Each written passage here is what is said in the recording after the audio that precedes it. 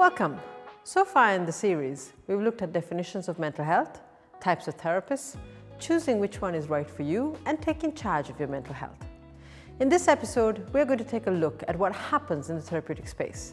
This is where the real work begins. So, in the therapeutic space, therapists are responsible for the interventions, the techniques, and the approaches, and the client is ultimately responsible for the outcomes.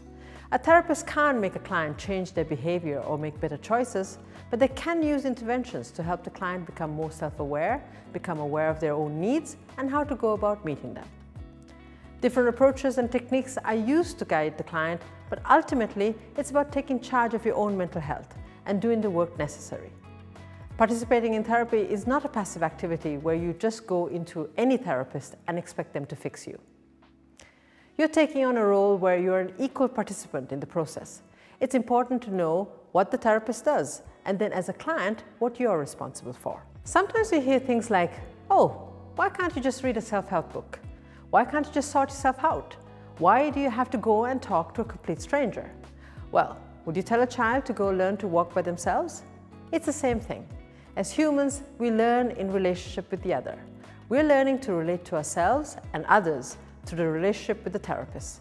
It's often said the therapeutic relationship between client and therapist is the therapy. Like being able to say when you're angry, for example. How many of us are able to say it in the moment, right?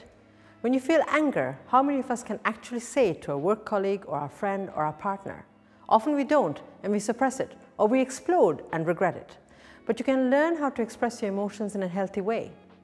If you can explore and articulate the reasons why you are angry to your therapist, this can help your connection to yourself and your emotions, and you will be able to deal better in the moment with situations like this.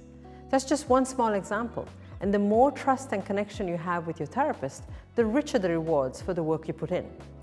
Imagine if the therapist does something to annoy you. Maybe they're late for an appointment, and you're able to say it in the moment in an assertive and contained way.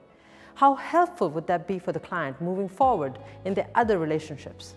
I often say to my clients, this is your playground where you can bring all of yourself. Therapy isn't about going to an expert with all the answers. It's about finding a person you trust and feel safe to walk along with you as you explore your inner world to find the right answers for you, that in turn can help you create a fuller, balanced, and more authentic life. You have to find the answers yourself.